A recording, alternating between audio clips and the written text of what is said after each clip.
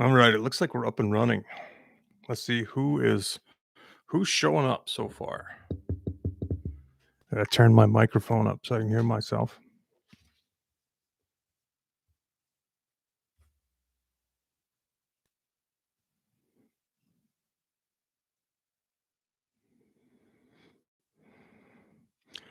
Just try. Is this a new live stream, Dave? Think everyone is on. How's it going, everybody?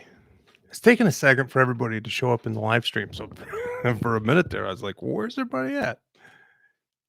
Hello, everyone. Been hearing a lot of gunshots.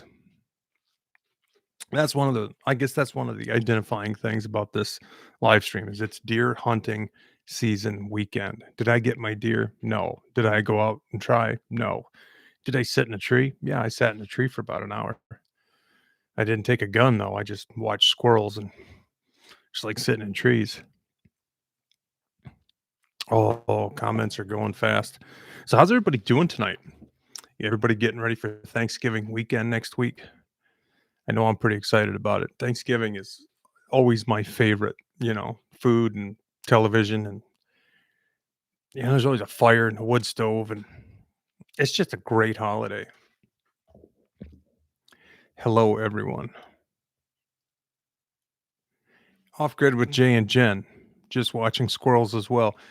I've heard Jay's been out in the woods. Is that true, Jay? Shooting no deer whatsoever. A second. Let me blow this I'm gonna blow this, what do they call it? The feed up so I can actually read it. So the last couple days,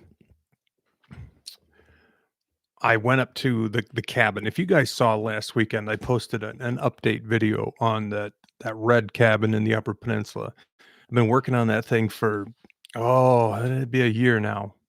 I built it last year, and then I've just kind of got busy this year.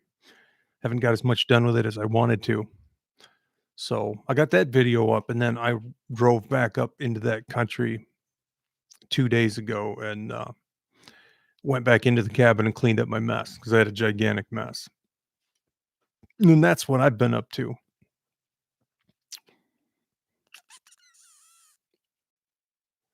Johnny Cash says a 3-day work week. Bring it on from Spokane, Washington. Johnny Cash from Spokane, Washington. Very interesting. Spokane, Washington. The guys from JK, the JK Boot Company. They sent me a pair of boots, and I love them. I'm absolutely thrilled with them. They're really fantastic boots, and they're out there in Spokane, Washington.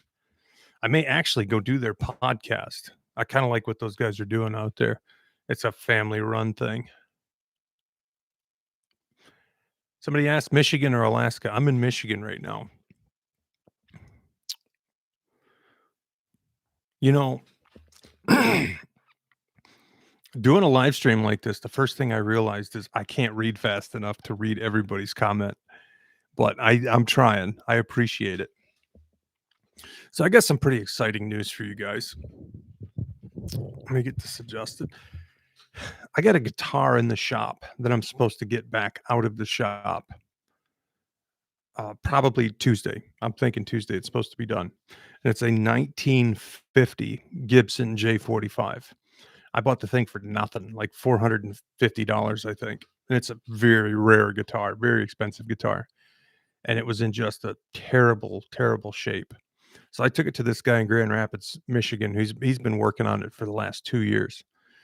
Um, I'm afraid to get the bill, but I think I've got an estimate, so I hope we're close to the estimate. But if you watch this channel, of course, you know that I do all my own music, and that cool guitar, that's something I've really been looking forward to, putting in front of a microphone and recording some more music for my videos.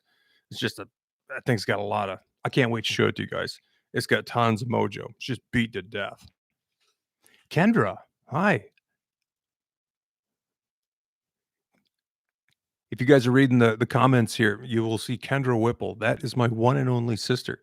She made some Italian meatballs from fresh venison. You'll have to try them. I would love to. Everybody say hi to Kendra if you get a chance.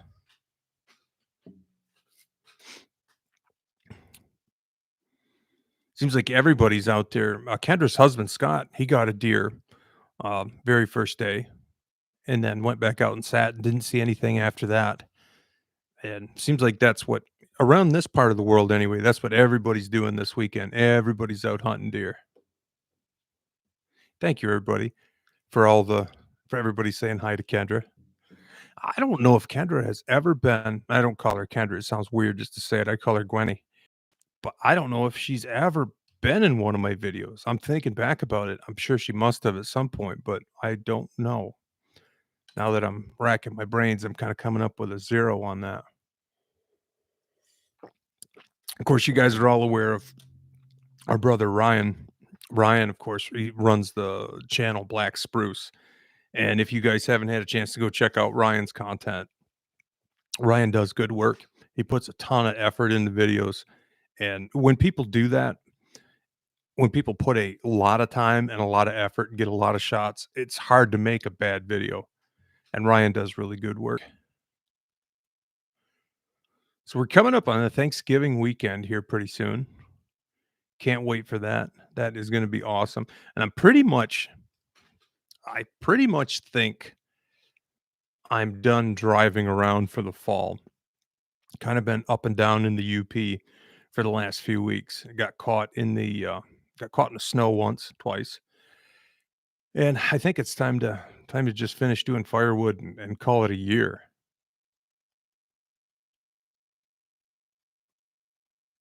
So coming into 2024, here's a good question that's relevant. Put it in the comments. What do you guys really like seeing on this channel, and what would you like to see more of in 2024? Because I always try to take it into consideration what people want to watch and then think, well, do I have a project like that? And if I don't, I don't. But if I do, maybe I do that project before I do something else. Builds. Oh man, I don't know. I'm tired of building at the moment. See, I ask a question, I get an answer, and then I don't want to hear the answer.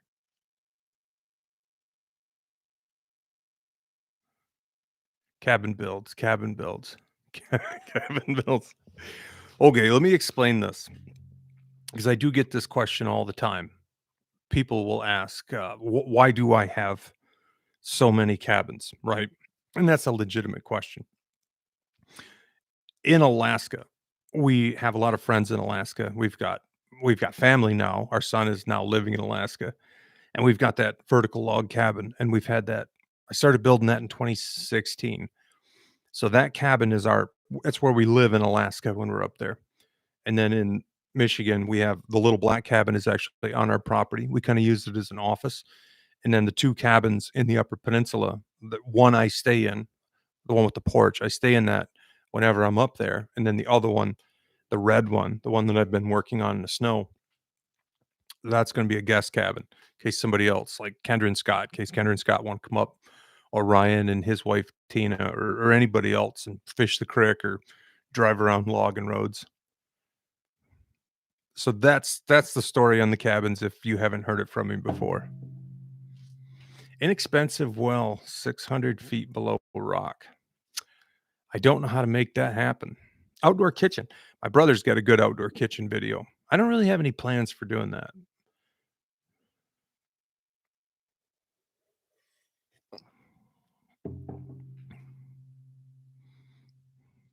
Homestead stuff, greenhouse, maybe tools you need video again. Well, that's not a bad idea. Right now, I need a hammer. Sawmill videos. Actually, Jonathan Trusty, when it comes to sawmill videos, I have a Woodmiser LX25 that I bought last year, and I haven't put it together yet.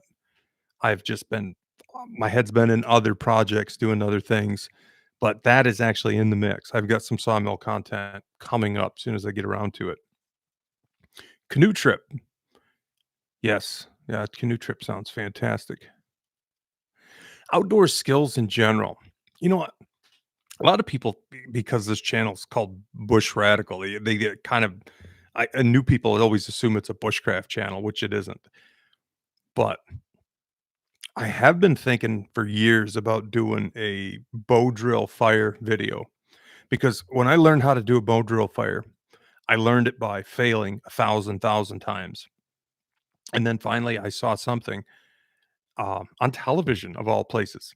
I saw a guy make a bow drill fire on TV, and I identified the thing I was missing, where I was screwing it up, and it was like, I know how to do this now. And I ran right out in the driveway and I made a bow drill fire. I've been thinking about doing that video for years because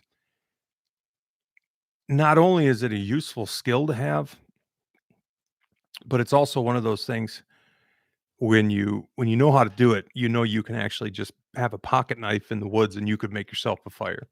It's pretty awesome. Hello, somebody Dennis says. Dennis J. Blaga. Hello. Been waiting to ask if you have relatives near Fraser, Michigan. I graduated with a Judy Whipple.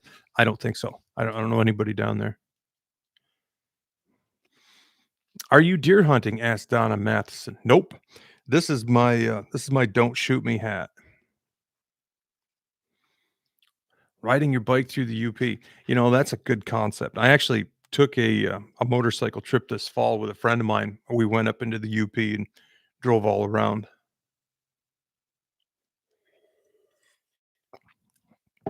But motorcycle content is something I keep trying to figure out how I could fit it into this channel and have it, make sense because man, I love to ride bike, and if I could ride bike and make video about it, it'd be pretty awesome. You need to buy a used 4x4 truck with a KLR 650 in the truck bed. Yeah. Or it says how to buy a used 4x4 truck. I actually did a video on that.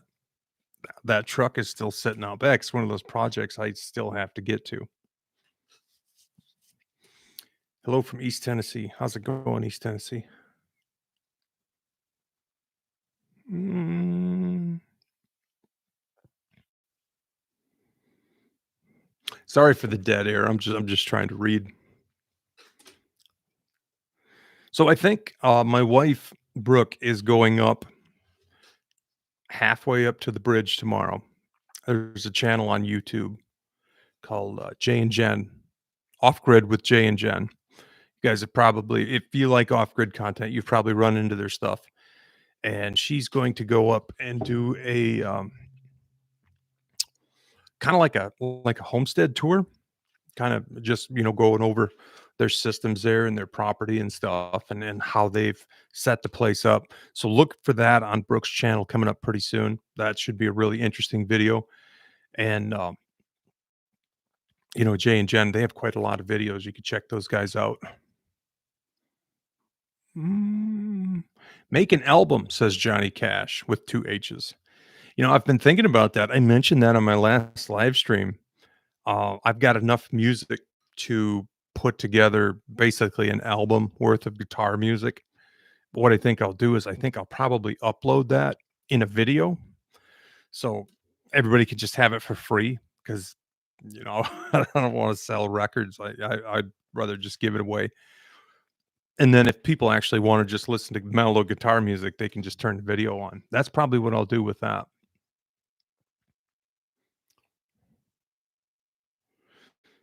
Rob V says the guitar music is pretty good. Well, it's pretty good if you don't listen to it really close, but I appreciate that.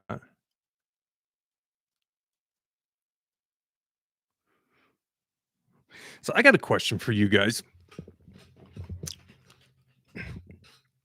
What are the other channels that you guys like to watch that you think are kind of in the same vein? Because there's a couple there's a couple channels I would like to get with in the next year or two and do I don't know if that's a collaboration, whatever. Like my buddy Nathan down there in Tennessee, he runs Out of the Woods, which is a big sawmill channel down there. I'd like to go down and shoot a video with him at some point. But who else in this space are you? Man, I shouldn't ask that question. I can't read it quick enough. My self reliance. I actually know some guys that know Sean James, but I don't know him personally. Now somebody says here, Boss of the Swamp. I've seen that I've seen that channel mentioned a lot of times. I don't know that channel, but I know a lot of people do like that channel. Buck and Billy Ray. Yeah, actually, Billy Ray is, he seems like a really likable person. I've watched a couple of his videos. Outdoor Boys, is that the father and son that are up in Alaska? I see a comment here for surviving ringworm. Yeah, I've seen some of his videos. Surviving ringworm, he's up in the Upper Peninsula. He's got a place out in a cedar swamp. I'm not super familiar with his content, but I know who he is for sure. I think I've talked to him in an email once, I believe. Greg Ovens. Greg Ovens, in case you guys don't know, Greg Ovens was on season 5 of Alone and season 3 in Patagonia. Brooke knows Greg. Brooke and Greg were both on season 5 out in Mongolia. Greg's or yeah, Greg seems to be a really cool guy.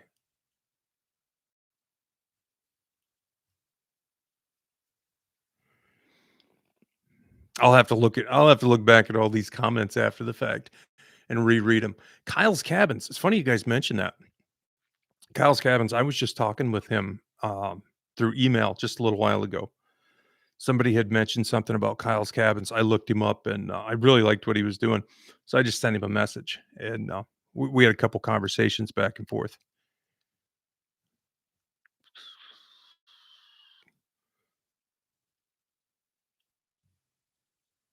It's wild seeing your eyes trying to track 276 comments in 5-second intervals. Ain't that true, man? It is hard to read fast.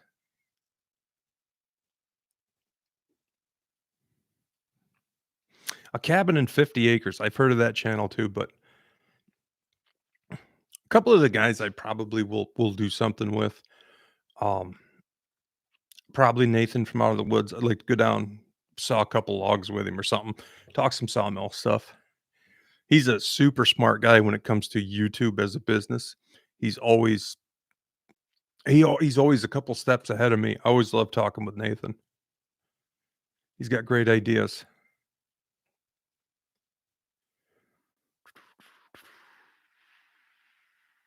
Gridlessness. I've heard of that channel too. The funny thing is, a lot of the off-grid content, I don't watch it. I might have mentioned this before, but I really don't watch any of it. So if I know about these channels, it's because somebody's mentioned them to me. But when I'm watching, I watch a lot of guitar repair stuff. I watch a lot of motorcycle content. I watch a lot of how-to stuff, but I don't really watch off-grid content.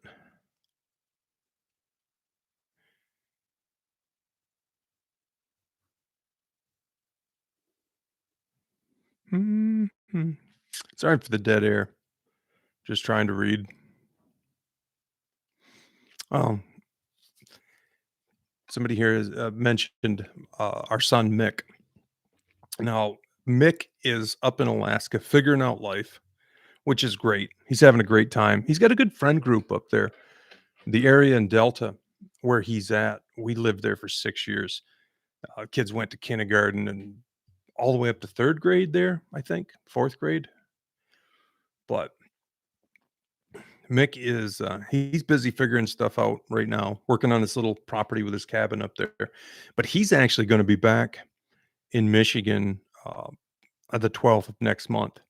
So Mickey and myself and our daughter Belle and Belle's boyfriend and Ryan, my brother, we're all going to go watch the new Godzilla movie when it comes out. But I'm looking forward to seeing Mickey again. It's gonna be good to have him back home. You could make a 45-minute video on the intricacies of watching paint dry. Watch a dozen times. Thank you so much. I appreciate that comment. Simple Living Alaska. Now, I don't know those folks, but I have heard of that channel quite a bit. A lot of people have mentioned that. I kind of think they are down closer towards Wasilla, and I don't really know much of anything about that country. Maybe I will give them a call at some point. 'Cause, the truth is, I'm a pretty simple person and I don't have a ton of interests.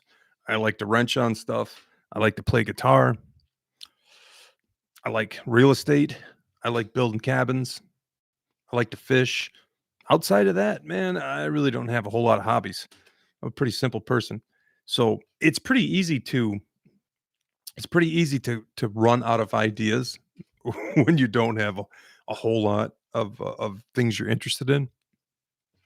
So I'm always kind of looking for other stuff to do on my channel that people are interested in seeing that would be fun to do. Simple Living Alaska just moved up near Cantwell. I was in Cantwell a few months ago.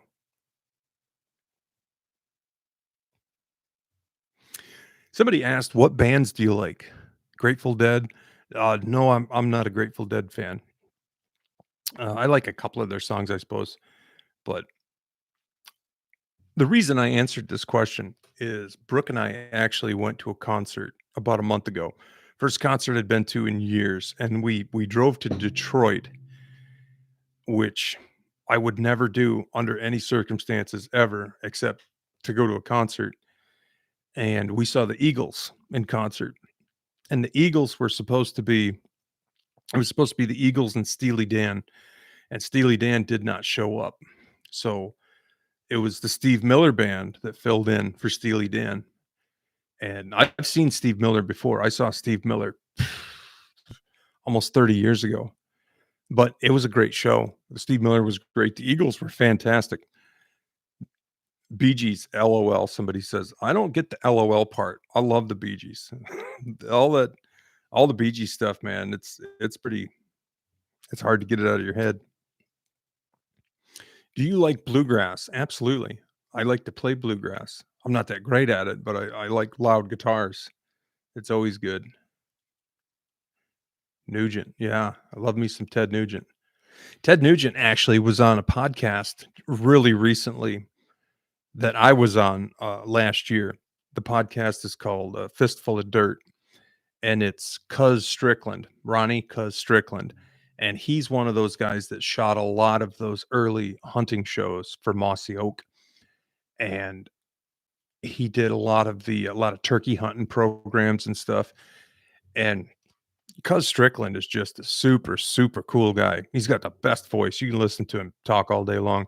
He had Nugent on a little while ago, and I actually messaged Cuz and said, I just listened to your Nugent review, or excuse me, your Nugent interview. And we had a good conversation anyway. So I know a person who knows Nugent, but that's as far as I get with I don't really know Ted Nugent. Favorite Steely Dan song? Probably Deacon Blues, Peg, Black Cow, um, Home at Last. I don't know. Ted was my neighbor, says Kevin Fisk.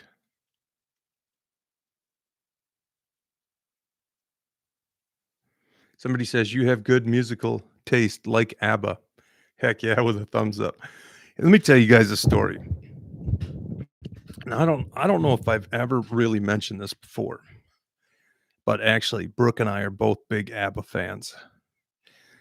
And when you think about ABBA, they're two guys and two girls. They're a Swedish band. They wore the craziest outfits, and they got all these songs that are just like nursery rhymes for adults. You hear them once, you can never forget them. Stop me if you've heard this story before. Back in the early 2000s, Brooke and I were working at Chena Hot Springs Resort, which is 70 miles out of Fairbanks in Alaska. And down the road, there was this old, I must have told this story before. Anyway, there was this old bar down the road about 7 miles called Angel Creek. And the old couple that owned Angel Creek, the lady, her name was Annette Verbanek. She was a huge ABBA fan. So you'd go into this bar. They had pool tables. They had a giant wood stove right in the middle of the bar. The whole place was heated with a big barrel stove. And it's just bush, Alaska. And she'd always have these ABBA videos on, and they're the craziest videos. Like, what is that? And after you listen to hours of ABBA, you're like, wow, yeah, this stuff is hard to get out of your head. So I became an ABBA fan sitting in a bar in the middle of Bush, Alaska.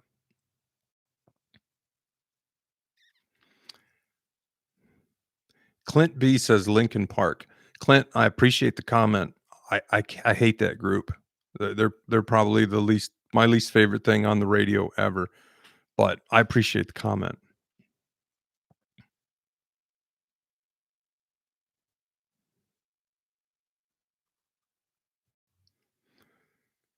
Somebody says, "How in the world did I get a commercial during a live?" I don't really know. I don't understand this whole live streaming thing yet. Fleetwood Mac. I Brooke and I actually saw Fleetwood Mac in concert, and this was 5 years ago, 6 years ago. It was the whole band, all 5 of them. Christy McVie was there. It was wonderful. It was a great show. Somebody asked, "Do you like Pink Floyd?" Not a huge Pink Floyd fan.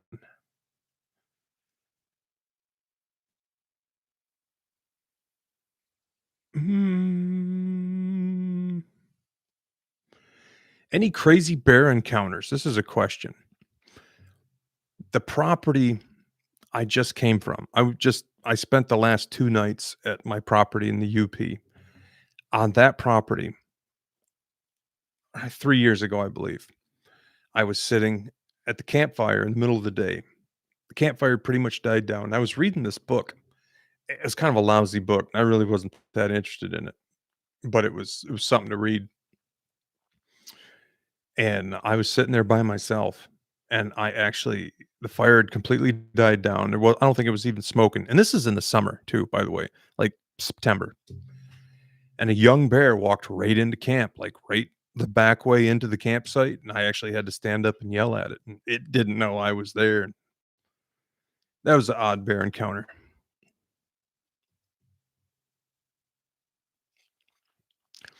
Tim Bassett. Hello, Tim. How you doing, brother? In the comments is my buddy Timothy Bassett. He says, "I'm an Eagles fan because of you and the greatest smelt dipping trip in my lifetime. Tim and I took my sister's Dodge D50 pickup truck up to the UP circa 1992, and we had a great smelt dipping trip. We listened to the Eagles and I don't know, Hank Williams Jr. probably the whole trip. I can tell you when that trip was actually because we stopped at the holiday station in St. Ignace and Tim bought Hootie and the Blowfish, which was brand new. Nobody had ever heard of those guys. So Tim made me listen to Hootie and the Blowfish along with the Eagles. That was a great trip. I had a great time with that. Grizzly bears and AK. Yeah, I've seen quite a few bears up there. Never really had any touchy encounters with grizzlies. Down in Valdez, Alaska, if you're down there for any amount of time, you'll see bears. They're everywhere. And one year there was a big sow in Valdez and she had 4 cubs, which is crazy. And that bear was right around not town, but like there's this I don't know, there's like a fjord, right? There's this big fjord. On one side of the fjord is the town. On the other side of the fjord is the end of the Alaska pipeline, and there's a road, lots of places to stop and fish. That bear was on the pipeline side of the fjord, and it's people are always on that road, tourists and fishermen and stuff. And I saw that bear down in a ditch one time, and all 4 cubs were down there, and the bear was, looking for stuff. And there was a whole row of tourists up on the road, and they were all walking along the road, following the bear, taking all these pictures. And the bear's 50, 60 feet away, kind of down this hill. And as they're walking, the bear's walking, the people are walking, but like the cliff behind the bear it's kind of coming into the road, right? So it's funneling the bear closer to the road the whole time. And eventually, it got to the point where you kind of see what's going on. You're like, oh, this is bad. So like I got way back out of there. And the bear finally got to the point where the bear's kind of getting shoved up towards the road and people are still, pushing it. Anyway, that bear finally realized what was going on and it stopped and it just went, whoa, and just made a big old lunge, like a lunge step. People just scattered, man. People were running everywhere. But that bear was there for, I don't know, most of one summer. I don't think anybody ever had any problems with it. but it was a big bear and it had 4 cubs, which, sooner or later, that could be a real problem. Somebody here, a guy by the name of Dat Guy, says Boneyard, Alaska, question mark. I assume he's referring to that place on the Yukon River that you're not allowed to hunt for bones at, and I don't know anything about that place.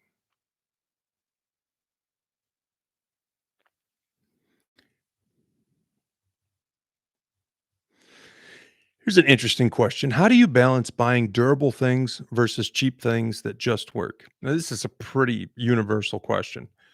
Do you do you buy something cheap that works, or do you spend real money and get like the best?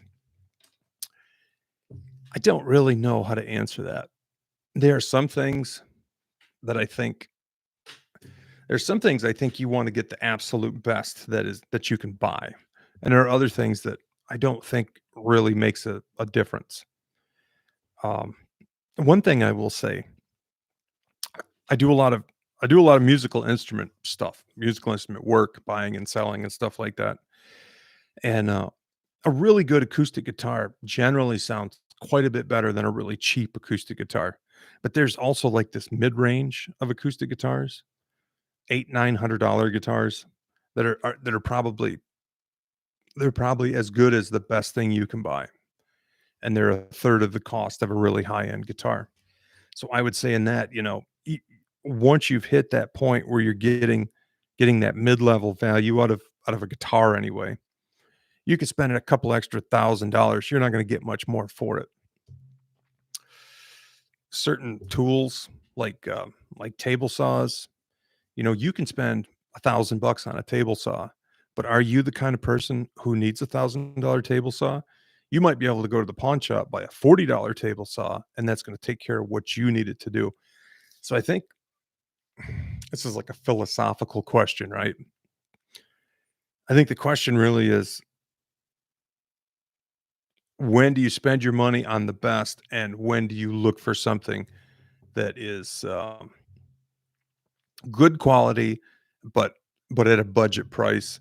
And I think that really all depends on the individual.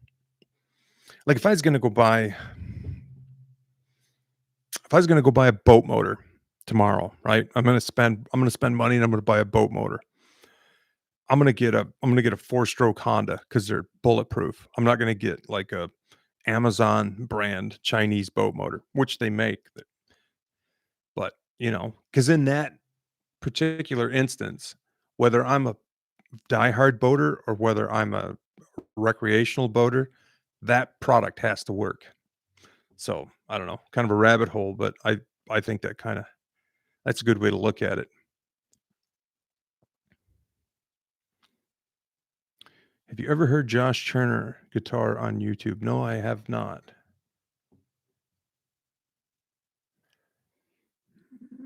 Mm. Buy a cheap table saw and improve it. Actually, in Alaska, I have a Wilton brand table saw. I bought it at a church yard sale for 10 bucks, and it's a hunk of junk, but I still use it all the time. I just clamp down the fence and cut stuff with it. Mm. Tools don't make the man makes the tools. That is absolutely 100% accurate.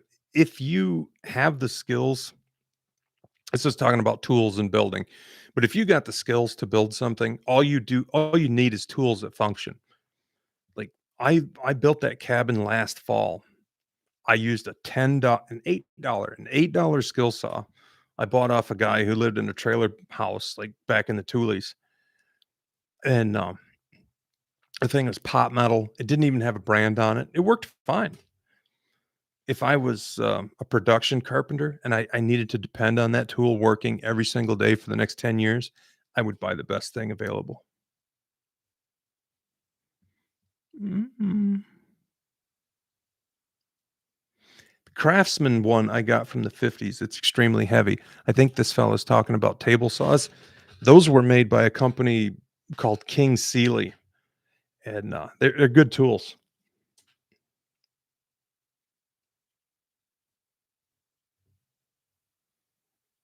Mm.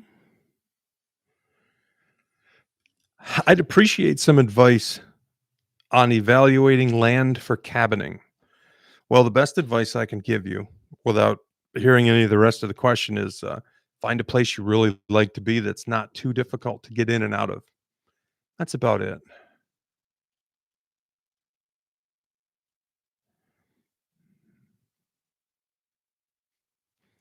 Junk with the best blade you can find. This fella's talking about saws. And that's honestly, that's a pretty wise statement. Even the cheapest circular saw, cheapest table saw, you put a good blade on it, it'll cut good. All new tools are junk plastic, says Lewis Cox. Um, some tools have got a lot worse. Some tools have got better, I would say. Cement tools, nobody cares, but cement tools are so much better today than they were 50 years ago. Not even close. Which house are you in right now? I'm actually in the house that we live in 90% of the time. It's an old farmhouse, downstate Michigan, about I don't know, northern lower.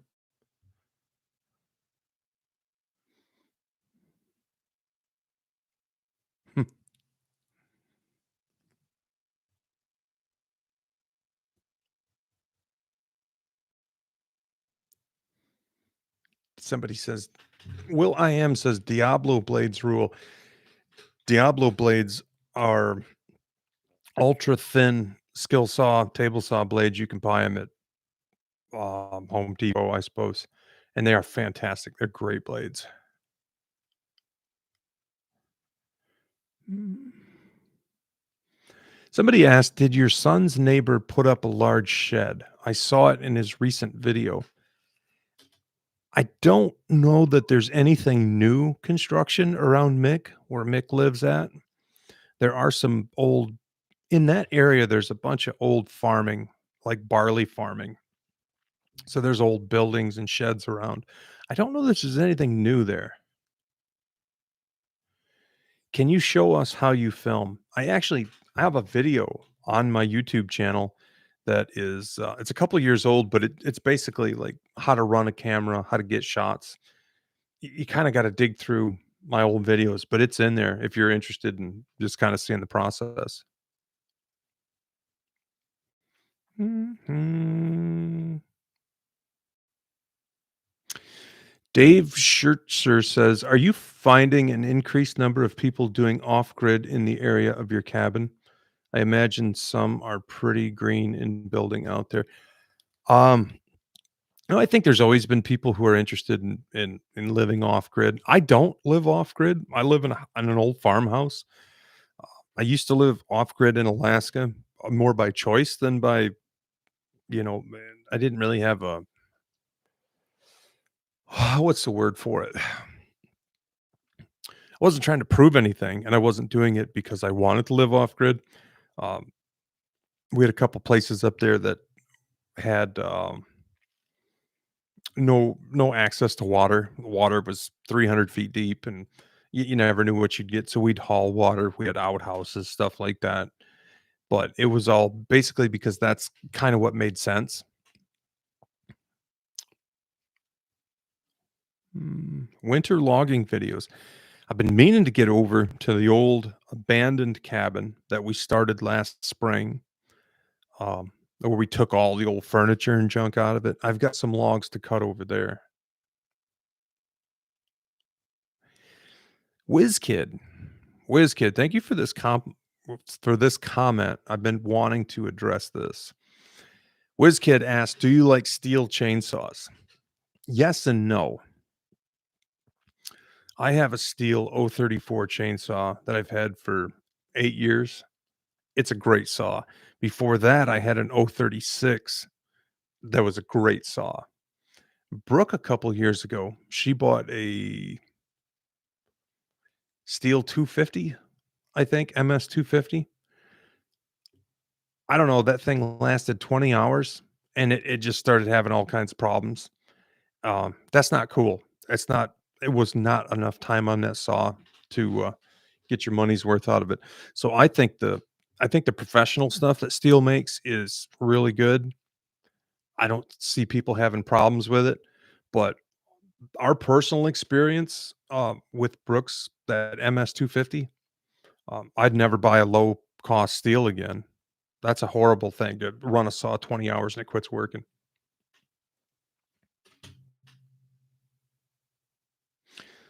Mark Lucas says some of them are a crapshoot. Yeah, that's kind of I can't she took that saw to a dealer too and said, "What's going on with this?" And they're like, "Yeah, it's basically falling apart on you." And, it's a couple years old, very minimal use, just the firewood cutting, stuff like that, just makes you hate steel. And I always liked steel. Don't get me wrong. I always liked steel, but that's not enough time. Shermdog says my Echo is a workhorse for the money. I've never had a problem with an Echo chainsaw. I really like Echo stuff. I wouldn't have said that 5 years ago because I was probably more of a steel fan. I had an Echo and a steel, but I probably used my steel a lot more back then. I use the steel because the steel's like a 55 cc saw, so I use it for the bigger stuff. I'm cutting big hardwood, I use that saw. And if I'm topping out a top of a tree and I'm just cutting 6, 7-inch stuff, I'll generally use a smaller Echo. Somebody asked Echo versus Husqvarna. Well, I don't understand Huskies. I've never owned one, and, the numbering doesn't make sense to me, if that makes sense to you. So, I never know what I'm looking at when I'm looking at a Husqvarna. See, this fella here, Kevin Fisk, he says he got 19 years out of his MS-250. That's what you should get out of a steel saw. Yeah, my 034, I think they stopped making that saw in the '90s. So that saw's pushing 30 years old. I've had it for 8, 9, 10 years, something like that. But it was 20 years old when I bought it, and it's a great saw. I could run out, fire it up right now. My buddy's dad had to take a brand new steel right back to the dealer.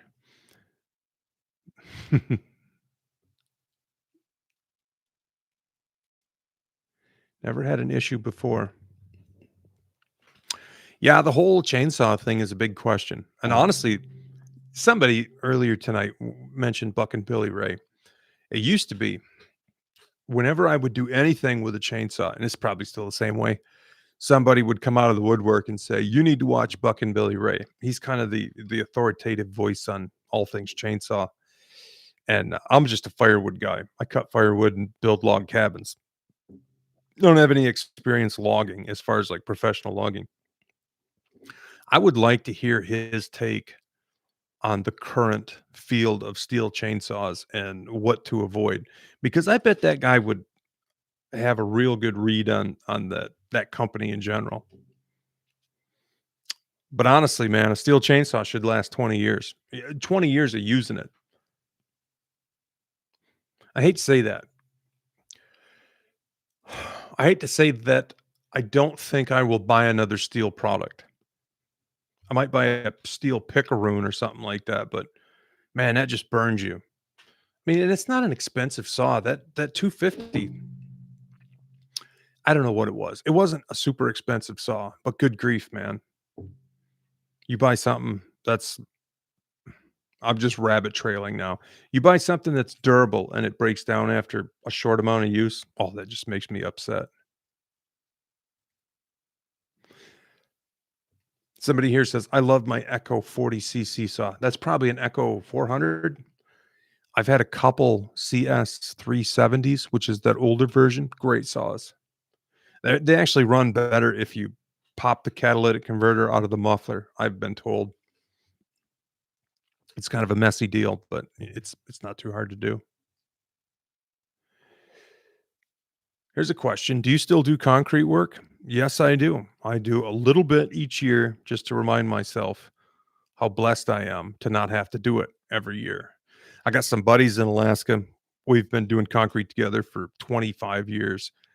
And Whenever I'm up there, I'm getting roped into a few jobs, and I do enjoy it. I just enjoy the company. I like the work. Honestly, this is a funny thing to say, but if it wasn't for YouTube, I might be doing concrete work right now, or I might be manufacturing something, you know. I'd be trying some business on my own for sure. Because when I was doing concrete in Alaska, I was working, you know, I had a little business. I did foundations and a lot of flat work and stuff like that. And if it wasn't for YouTube, I'd probably be doing concrete right now. Any big projects coming down the pipe? Hmm. You know, I have too many projects that are unfinished. I still have to finish that red cabin in the UP. I've got to set up that sawmill that's been sitting out in my yard for a year waiting to get put together. I have to we have that abandoned cabin we bought, and that needs a complete renovation. I got a lot to do, man. So yeah, there's a lot of projects in the pipe. Back on the concrete questions, Jeffrey Much says, "Is dry pouring concrete legit?" Well, Jeffrey, I've poured thousands of yards, thousands. And that means, you know, if you built a foundation, you're putting 10, 12, 14 yards of concrete in a foundation, maybe 20, 25, depends on the size. I've poured thousands and thousands and thousands of yards of concrete. This whole dry concrete thing, I don't know anything about it. I've never had anybody ask for that. I've never seen anybody do it. I think it's kind of I think it's kind of a fad, but I don't know what kind of results you get from it. So, is it legit? I don't really know. I would say, you know, I would just mix concrete and pour it. You know, bag concrete from Home Depot if you only need a quarter of a yard. Anything over a yard, you might as well just order it. You're best off to order 3 yards of concrete or 4 because anything less than that, they're gonna charge you a little bit extra for short load fees. But I don't think the dry mixed concrete thing is I wouldn't do it. Somebody asked, "What was the giant thumbs up on the screen?" I don't know. I did a thumbs up, and then this thumbs up thing popped up on the screen. I don't know what that was about.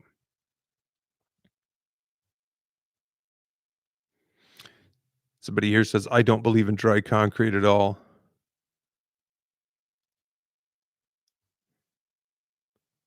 I can't recommend dry concrete. It seems to be a theme because all I know is, you know, I did concrete since I got out of school, which was in the early 90s up until I poured, I don't know, 50, 60 yards this summer in a couple different jobs. And I have no experience being around it, seeing it, hearing about it. I don't know nothing about it.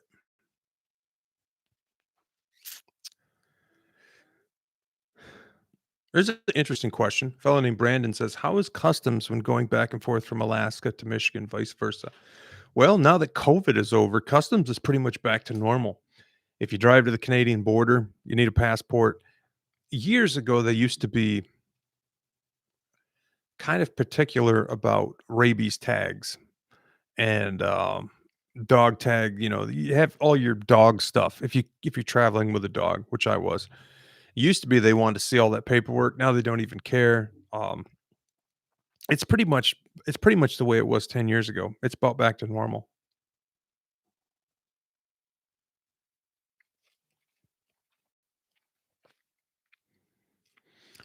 Somebody's back on the chainsaw thing. I had a home light that was made in the late 60s.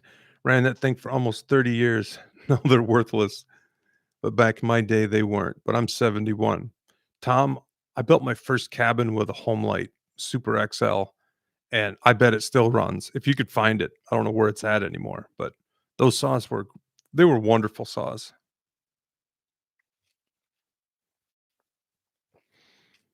Deborah Rogers asks, any advice on how to find good land that doesn't have restrictions? Yes, Deborah, that's simple. You have to find land without people around it because most everywhere you go will have restrictions of some kind. And if you start asking what you can do, people will tell you you can't do it, no matter what. Even if you can do it, they'll probably tell you you can't do it. Who said that? There's a quote. I read it in a book a while ago. The quote is something like this: "There is no power in yes." So if you go into the local government office and you ask them a question, their default is probably to tell you no, because if they tell you no, they can make you jump through their hoop. So you're not apt to get yes questions. If you want to, and this is probably an off grid question.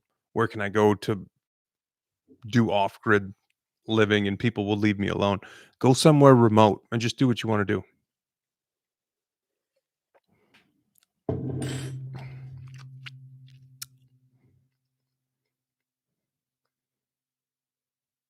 Mm, Dave, I hope you make an acoustic album. I talked about that earlier. I'll probably just put it on YouTube for free. How long before you break down and go help Mick catch up before he loses his bet on Alaska? Well, I don't know that he has any bet as far as staying there or what he's doing. I know his channel's called Betting on Alaska, but I don't know that there's any bet involved. Mickey has made some odd choices when it comes to the way he's built stuff, and, whenever he asks me for advice, I give him advice, but, you know, he will learn more by making a mistake on his own with his own ideas and then figuring out why it was a mistake and correcting it than he would if I told him build it this way. And what I'm not an expert either. I've just got more time at it than he does. So I think he's doing great. He's made some odd choices. I mean, he'll dial things in the way he wants, and then it will either it'll be something he's got to tweak a little bit, or it'll work fine. Mm, where are we at here? Somebody asked me, "Is your pair of Knicks boots still lasting, and do you use them a lot?" I have 2 pair of Knicks, the ones they sent me originally to review, and then I bought a pair, bought it a little different size. I wear the pair I bought quite a lot. They're wonderful boots, they're great, um, and they fit fantastic, and they're super, super durable. Like I mentioned earlier in the show, there's another company out in Spokane, JK Boots, and they're the ones I was wearing just a while ago. I can't get that in the frame. I really like what these guys are doing. These guys are making fantastic boots, and, I haven't talked to the guys at Nick's for quite a while. The guy Grant Pemberton, who kinda ran that office, he's moved on to a different job, and, I talked with him on the phone a while back, but it was just in a quick conversation and, or through text, excuse me. So I guess I really don't have a connection at Nick's anymore. The guy I used to deal with, he's not there anymore, but, I don't know what Nick's is up to anymore. I've kinda been leaning more towards, the JK boots. They have a shorter heel, so they're more like just a regular work boot as opposed to that logger style boot, and, all those Pacific Northwest companies make really, really good boots, but,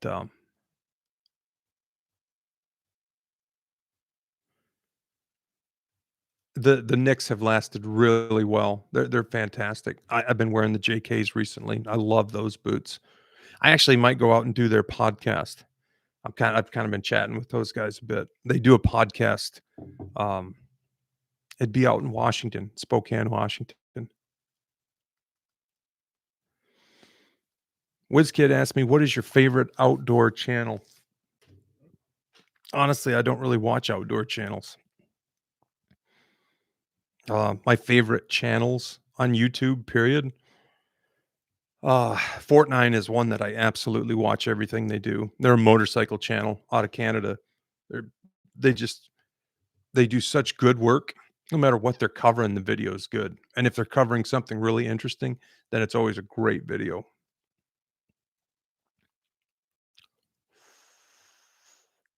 But as far as outdoor channels, I don't really watch any. David Snow asked, "Do you deer hunt?" I really haven't in the last, I don't know, long time. I used to bow hunt when I was a kid, but I just haven't done it much in quite a while. Have you ever considered doing the survival challenge with Greg Ovens and Zach Fowler?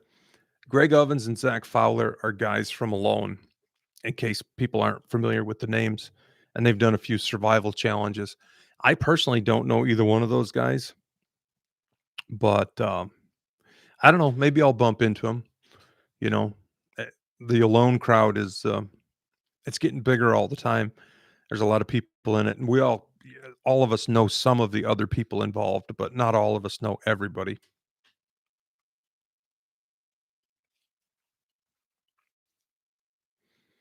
Happy Thanksgiving. I appreciate that, Jeannie. Thanksgiving is going to be fantastic. Okay, Joseph Austin's Journal asked, "Have you heard from Connie and Lonnie? Hope they're doing well." Yes, Connie and Lonnie, they run a channel called Far North Bushcraft and Survival, and they're awesome people.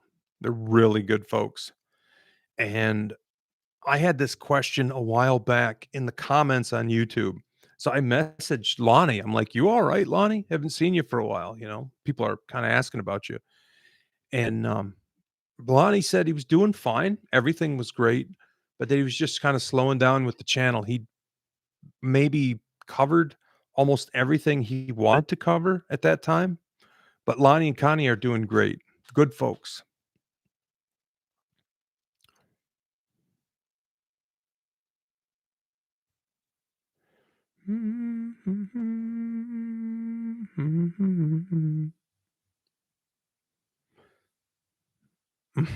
Sorry. I'm just picking questions. And then you get this dead air space while I'm reading like a fourth grader. Mike says Fortnite is Canadian. Good channel. Yeah, Fortnite. The thing I love about Fortnite is like there's another channel in the automotive section called Chris Fix. And Chris Fix is kind of the same thing. When Chris Fix puts out a video, it is so good. It covers the subject so well. It's got so many good shots, so many good angles. Um, you realize it's like, I don't know if I could do it better than that. It's just really well done. And Fortnite is the best in the motorcycle space. Nobody else is as good. Yammy Noob. Yammy Noob is another good motorcycle content channel, but they're second place. City News Support says Chris Fix is great. Yeah, Chris Fix does in the field of YouTube. I look at Chris Fix and I'm like, yeah, that's high watermark. If you did a video as good as he is as his videos, it'd be about as good as it could get. I don't really know how you could improve some of the stuff he does. It's really snappy, really thorough, great shots. It's just good. Most remote counties in the UP. Interesting question. Remote counties in the Upper Peninsula. Iron County is supposed to be the least populated. That's way over by Watersmeet, north of Wisconsin. And I really don't know much about that county. Sorry if I'm grabbing one comment on one subject and then I'm off on another subject. I'm just trying to. Ah, this person named Bush, Busch. Any advice for self teaching guitar? Yes. Get yourself a basic chord sheet printed off the internet. A, C, B minor, G, E minor, A minor. There's only like 7 or 8 chords you need to know, and get good at playing those chords and changing from one to the next. And then as soon as you can, if you wanna sing, start learning songs with a couple basic chords and get used to singing and playing. That's all there is to it. Hmm.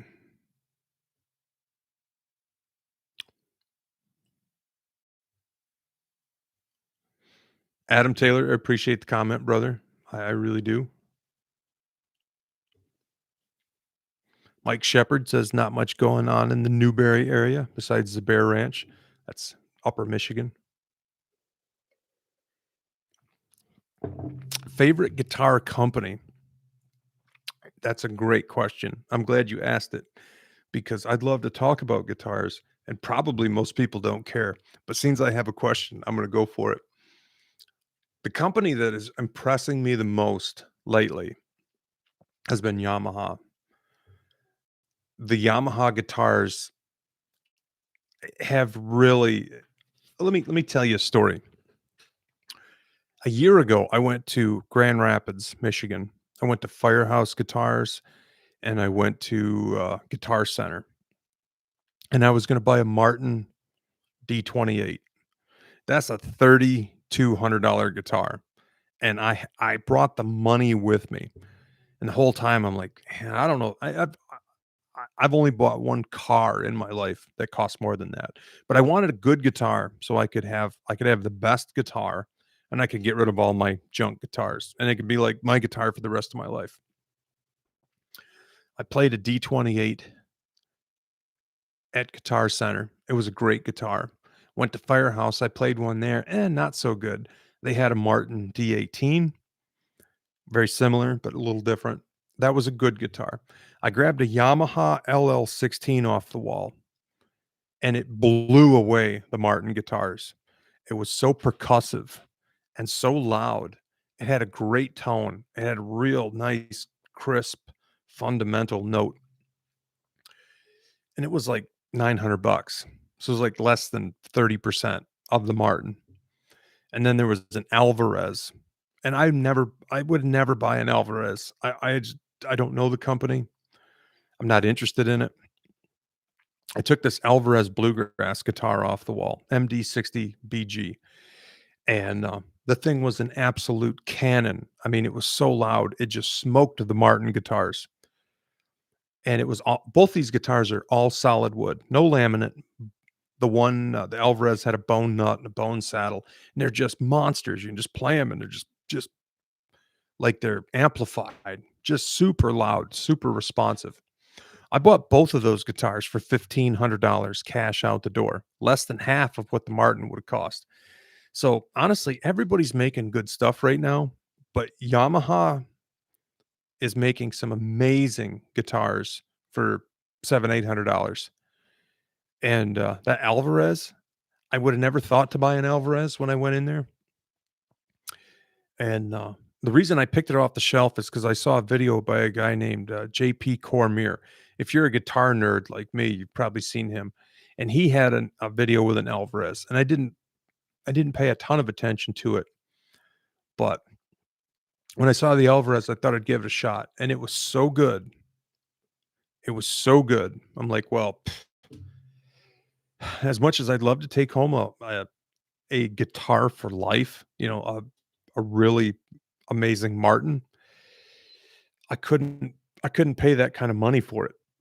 I just couldn't bring myself to do it. So, there's a lot of guitars out there that record really well. Like you can get the cheapest guitar out there that's really not that inspiring to play. It's kind of woody, kind of thin, kind of plasticky. You can put a microphone in front of it and it might record really well. But when it comes to sitting on the couch and playing, I like a really loud, really percussive, responsive guitar. So I guess that's what I look for. So there's a lot of guitars out there that would be really good guitars for the right person, but I don't know. The Yamaha stuff has been really impressive to me. And honestly, I hate to say this because I like buying American stuff. A lot of guitars coming out of Indonesia are top of the line. They're as good as anything. And the Yamaha that I bought and the Alvarez that I bought were both Chinese made guitars, and they weren't cheap, but they were nowhere near as expensive as American guitars, and I couldn't find an American guitar that was as loud and responsive. They were amazing guitars, the Chinese guitars. So as much as I'd like to be 100% patriotic and buy a Martin or a Gibson, um, I buy whatever rocks, and I couldn't find better guitars than the 2 I bought.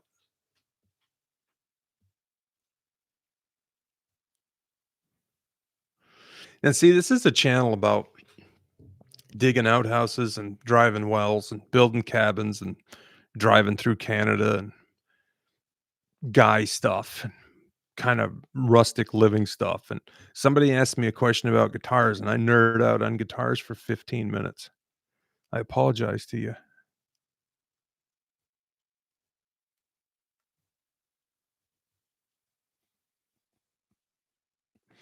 Do you eat at the Green Turtle when you're in Fox? Everybody needs context for this question. There's a restaurant. It's not called the Green Turtle. It's called the Turtle Club. It's in Fox, Alaska. So when we're in Fox, Alaska, which is where we're at when our cabin in Alaska is up by Fox. Yeah, we try to eat at the Turtle Club once a year. The place is a landmark. It's been there forever.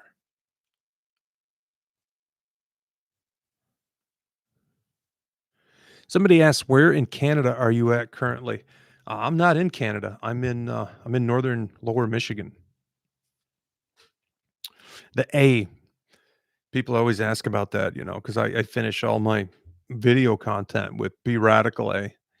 And the A, I picked that up living in the UP 25 years ago in kind of out by Republic, the Republic area. We spent a winter out there and I picked up the A there. So it's not a Canadian thing. It's actually a Yooper thing.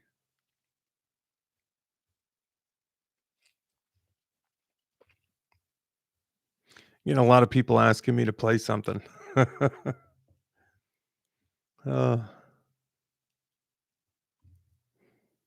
mm,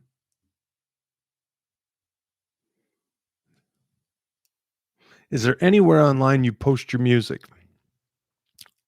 Just on my YouTube channel.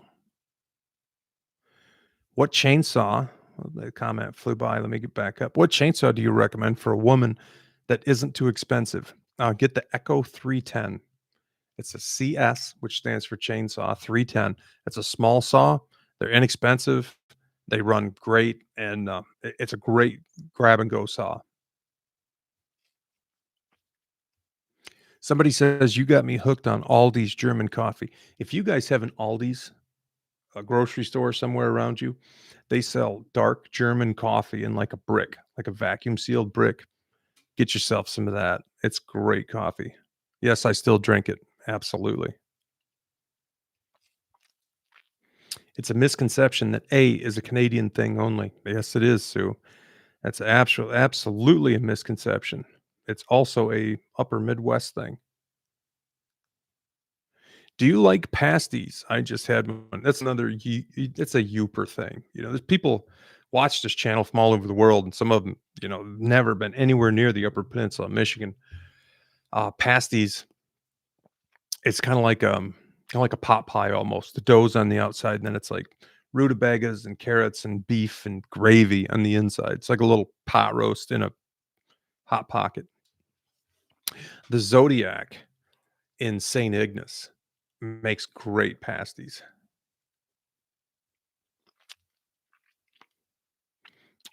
Mm, Homer Simpson asks, "What was your first car?"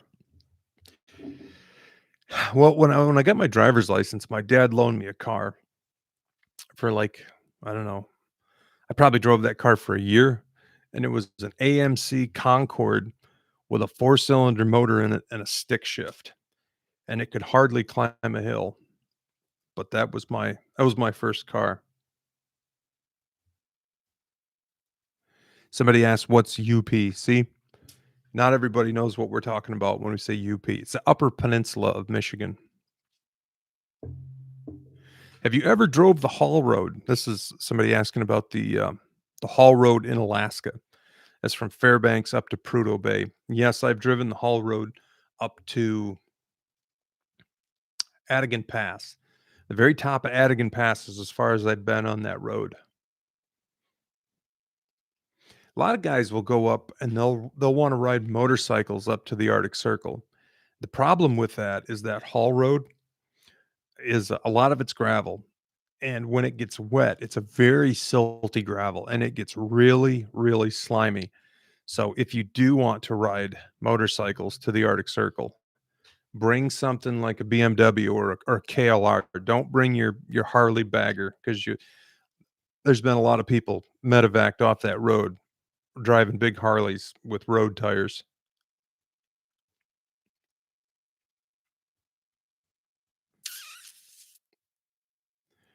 We need a Dave Whipple acoustic set for an hour live stream.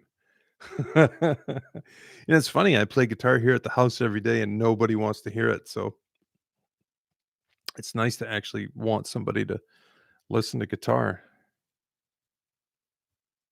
Riverside Pizza in Iron River, Michigan is the best pizza anywhere. I will take your word for that, and I'll check it out next time. Mm, comments are zipping by. I bought an Epiphone 30 years ago and have done a few modifications. I bought it for $100 and it plays great. Awesome. Did you ever attend Aura in Lance? Lance is a town in the Upper Peninsula of Michigan. I don't know what the reference is. Attend Aura, Aura. So if somebody knows what they're talking about, there, jump in on that. Mm, play a couple of tunes for us, please. I may grab a guitar here in a second. I don't know.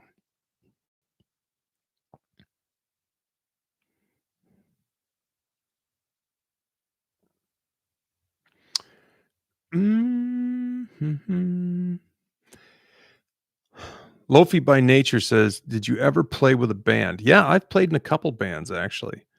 When I got out of high school for 2.5 years, I played with a band called Luce County Road Commission, and we actually played quite a bit. We played close to 100 shows, and we had some pretty good shows. We played some pretty big places, and we had a lot of fun. We never made it out of Michigan, but we did pretty good in Michigan.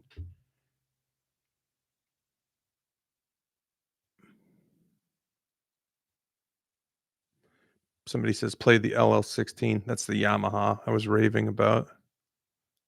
Please play something. Aura is an acoustic music festival in Lance. I've never been to it. I will keep that in mind in case I can catch that. Play the Youpers second week of deer camp. The Youpers second week of deer camp is probably the most famous export of the Upper Peninsula. Most folks have heard that once in their lives. Mm.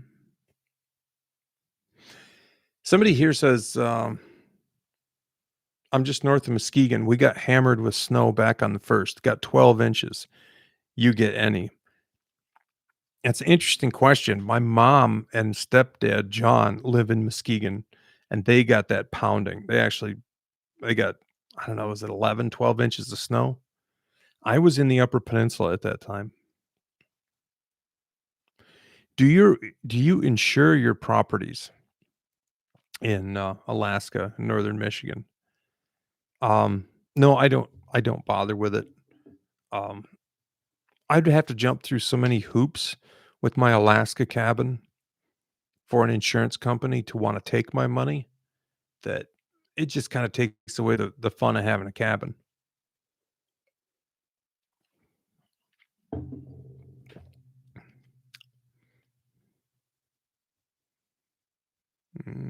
Algonquin, Ontario says hi. That would be north and east of the Sioux, I think. Beautiful country up there. Love Canada. Mhm. What generator do you recommend? Good question. I actually have, the Honda EU 2200. that red suitcase Honda that everybody's got. It's been bulletproof. I've never had any problems with it. The only issue I've ever had with that is, you run enough gas through it and it's gonna collect enough water. All the water will end up at the bottom of the float bowl. You'll have to crack the float bowl and bleed the water off because once in a while it won't start. But that's a great generator. I also have I think it's called the iMovie. No, what is it called? It's called the Movie Star, like MOVI Star. It's made by Yamaha. It's a suitcase generator. It's the same concept as the Honda. The Yamaha is just as good as the Honda. It's got a couple different features to it. It has a plug that plugs in that is 12 volt where you can charge a car battery. That's pretty handy. The Yamaha was 790 bucks in Fairbanks, and there's no tax in Fairbanks. And I bought the Honda in Traverse City for under $500. There's a pawn shop in Traverse City, Michigan. It's called Ace Buyers. I'd recommend anybody go into Ace Buyers and see what they got because Traverse City's full of rich people. And some of the stuff that I bought out of that pawn shop for next to nothing has blown my I bought my log splitter there for like 450 bucks. It was brand new. I bought that generator there for just under 5, it's like 490, and it was brand new. It's like, man, these folks up here with the money, they pawn some really nice stuff. Somebody says, "Ever thought about off-grid consulting or a realtor?" Nope. No. Everybody's got different ideas, and I'd rather folks just go do their thing than try to tell them what I think they should do. Somebody says, "Yamaha Inviter snowmobiles."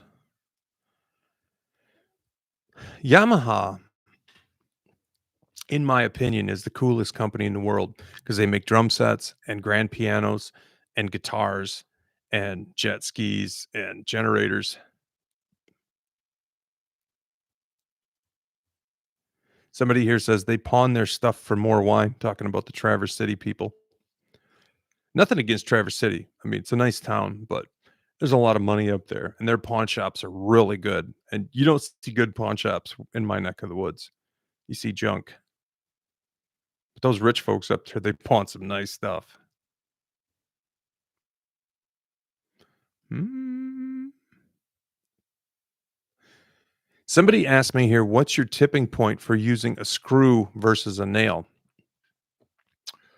I don't know. There's certain things that should be screwed and certain things that should be nailed. The issue I have is whenever I build something, people always ask, "Why didn't you screw it together?" Like, people wanna use screws in the framing, they wanna use screws to put the sheeting on, it's like, nobody does that. Maybe people do now, I don't know. It doesn't make any sense to me. Somebody asked, "Do you sell cabin blueprints?" I don't sell cabin blueprints, I never have.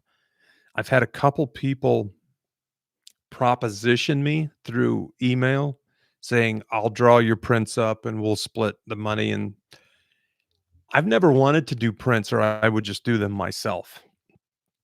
I definitely wouldn't bring a third party in to help with prints, but I've, um, I've never sold prints or drew prints up, and I never really considered doing it. There's actually there's a lady in Alaska, her name is Anna White. She's quite popular, she's got a big YouTube channel, and I think she might have even had a cable TV show.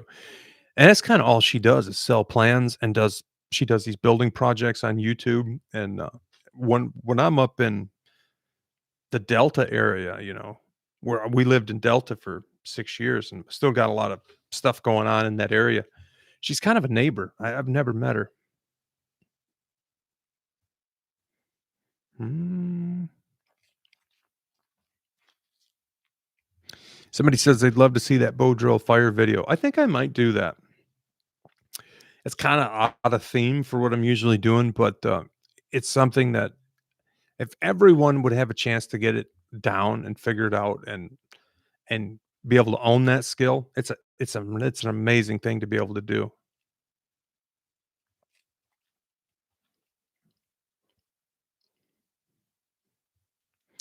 Somebody asks, how far down do you think a hand well should have to go for Mansalona? Well, a hand well can only go down 25 feet, and after that, it won't draw water. It's too deep. Somebody asked if I'm having any more problems with my health. I had a lot of problems intestinal. Had a couple intestinal surgeries a decade ago. Yes, I've been fine since 2010. But thank you for the question.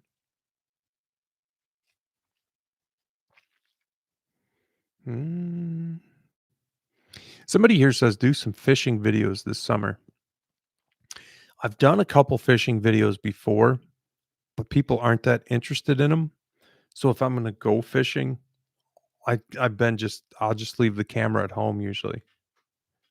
And honestly, I haven't been out much in the last year.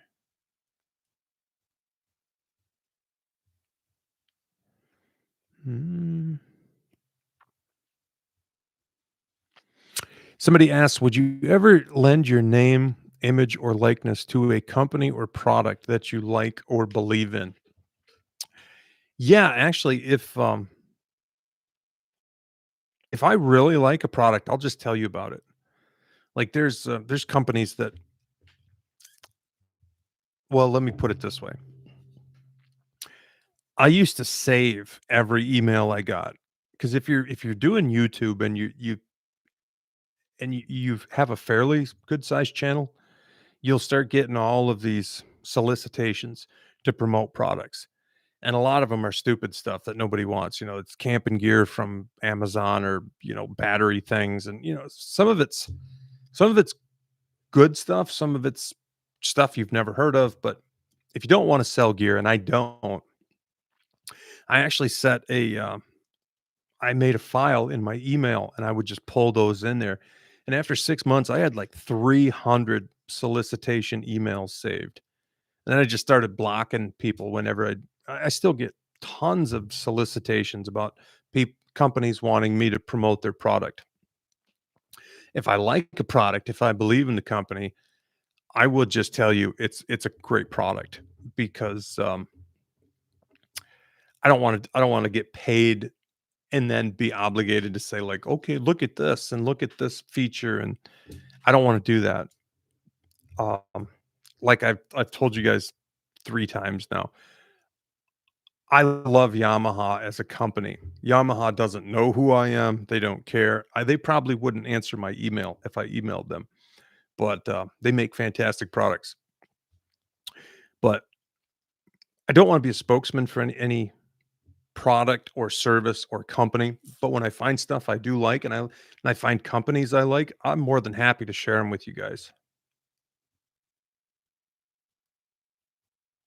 Your latest video was easily my favorite one so far. The way you edit and explain things is so simple, is amazing and relaxing. Your content is different than the rest in a good way. I appreciate that, Brandon. If you ever get into YouTube too, consider this. What, in my opinion, what makes an interesting video is get thousands of shots and edit in small clips, because then you're always seeing something new. It just makes it easy to watch. Mm.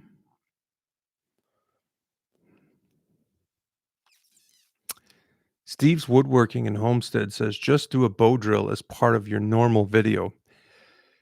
I really think, Steve, that the bow drill, to like really show how to to really show how to do that correctly, I think it needs its own video.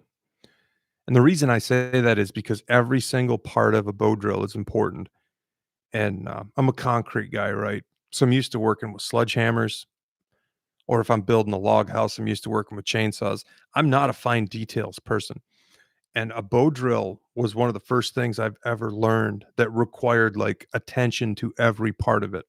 It makes you think a different way. You kind of have to slow down, and you have to give special attention to every aspect. And then once you kind of start doing that, then it works for you and you're like, "Okay, I understand now." It needs its own video. Somebody says Yamaha Bolt is underrated. I've never ridden a Yamaha Bolt, which is a motorcycle, a lot like a Sportster. But I've heard they're awesome. Somebody says, "Have you ever sent your water in to be tested?" They're probably talking about my hand-driven well up at the cabin in the UP. I've drank a lot of that water and I feel fine, so I think it's good.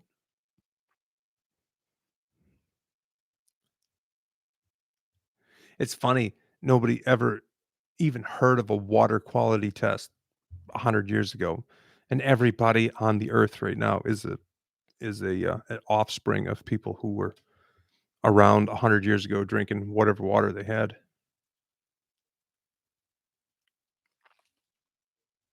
Do you ever worry about a bear when you're grabbing you when you're working remotely? No. They're around, but I don't really worry too much about it. Mm. Brandon asks, "Do you ever need to ask for help or hire someone to do a job for you?" I would hire somebody to do certain jobs, but generally kind of a dyed in the wool do it yourselfer. Somebody here says, 25 the Caveman says, "Primitive technology is a fantastic channel for primitive fire starting techniques." Primitive technology is they are one of my heroes as far as YouTube content because that channel has like 60 videos and 10 million subs. Every video that dude does is pretty spectacular, and it's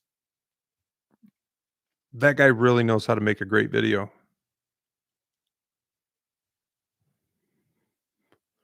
Hmm. Mm.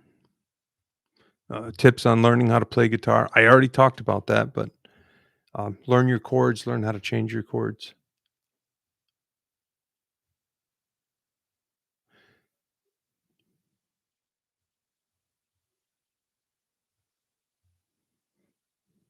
Jason Dawson says, this is regarding the water pollution question.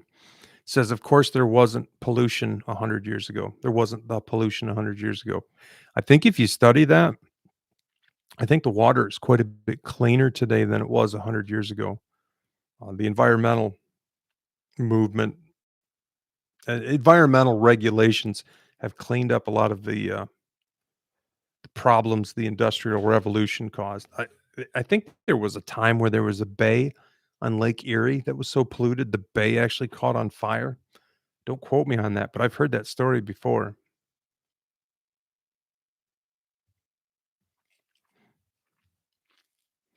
Mm. Somebody says Dave West channel is also excellent for all types of fire making techniques. You know, the whole survival television, survival video field, there's so much out there and everybody's got their own, this is what I would do in this situation. And it's really a hypothetical soup of people's ideas. But learning how to start a fire, a primitive fire, if you really want to we really want to have a good grasp on a useful survival skill, learn primitive fire because you'll always need a fire.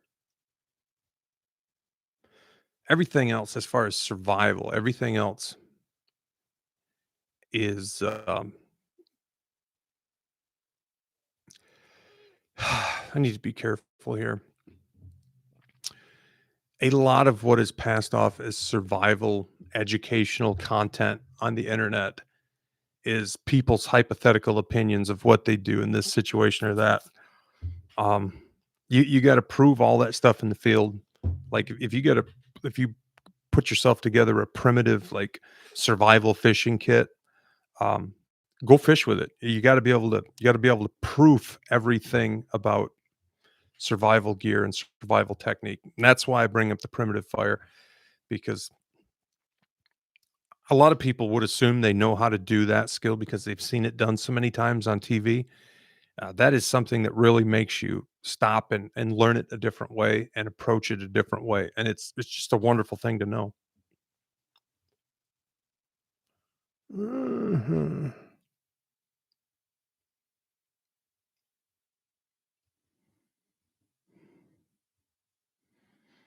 Mhm. Let me see. Sorry, I don't mean the dead air. I'm just looking for Corporal's Corner. Somebody says James Hall says Corporal's Corner. That's a survival slash bushcraft type of a channel, and I've seen a couple of his videos.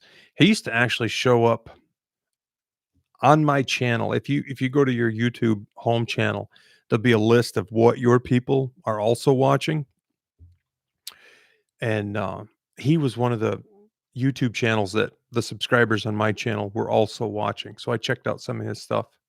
It was pretty good.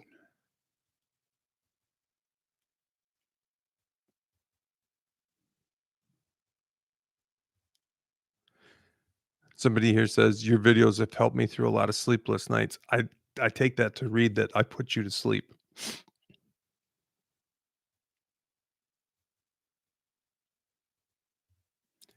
Mm, have you ever seen Shawn Michaels builds on YouTube? No, I never have.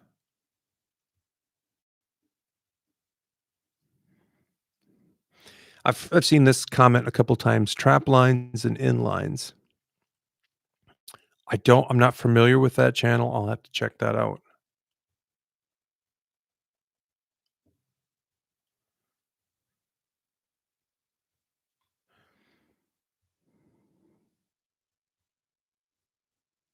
Hmm.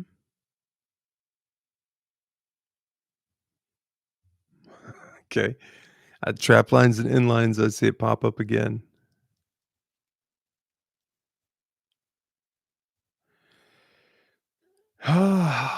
Let me see.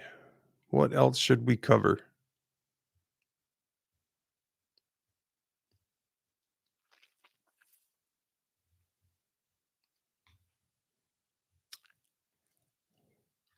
What cabin are you going to finish next? Who says I'm ever gonna finish any of them? Oh, the vertical log cabin in Alaska, it needs insulation in the floor. I need to insulate the floor and then cap the bottom of the floor, and I need one more window in that cabin, and then that cabin's pretty much done.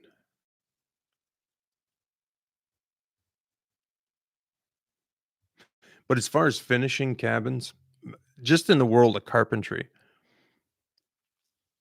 it's hard to finish your own stuff. If you have a deadline where you've gotta get something done by this time, and then you get paid for it, well, that makes sense. But if you have no deadline and nobody's paying you, it's hard to get anything "finished," quote, unquote.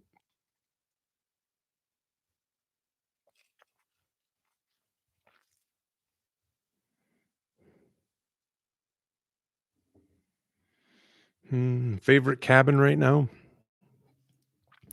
I don't have one, to be honest. I all the places that we have, because we have a couple different pieces of land, and when we go to the UP, I stay in the little cabin with the porch. When we go to Alaska, I stay in the vertical log cabin we built 7, 8 years ago, and, they're just places to stay. When's the next video? Well, I just put out a video last week, and I think before that, it was probably 45 days. Kinda been dragging my feet this fall, but that last video is like an hour long. It took forever to edit that.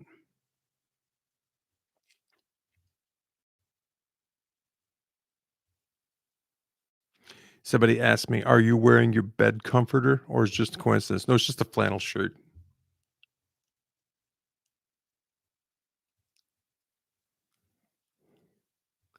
How long does it take to edit a video? It's a very interesting question. Generally, when I'm filming, I point the camera, I do the thing, and then I move the camera, and then I do whatever I'm doing next. So when I edit, I can always see that it's like the camera's moving, then it's still. I know that's a shot. I grab 2 seconds of that, and I delete everything else. But if I'm building a video out of 2-second clips, I could have 1,000 clips in a video, and it takes a long time to edit. So if anybody's interested in editing, I don't know if you are or not, but it takes a long time to edit, but you can minimize that by knowing what you're filming first. Don't just film stuff and then try to figure out what to make out of it. Mm, Somebody asked me playing acoustic guitar versus electric guitar. I like them both. They're awesome. I like electric. I like acoustic.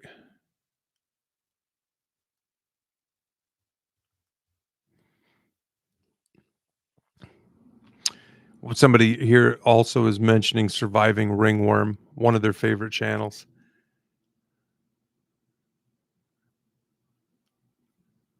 Favorite breakfast food? Bacon and eggs, sausage and eggs, any kind of breakfast meat and eggs. Are you planning to visit Mick and or help him on his property? I would probably go up and visit him um right around this time, but he's going to be coming home for Thanksgiving, so I don't see any reason to go up there. Mhm. What's going on with the new house you purchased? That would be the abandoned cabin we bought last spring. We need to evict a porcupine out of it. Then we need to start tearing off the outside. It's not even siding. It's basically like rolled roofing that the place is wrapped in, and then it's got to get leveled.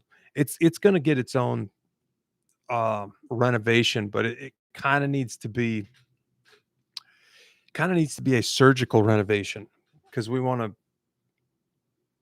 get it in the best shape with the least effort and the least screwing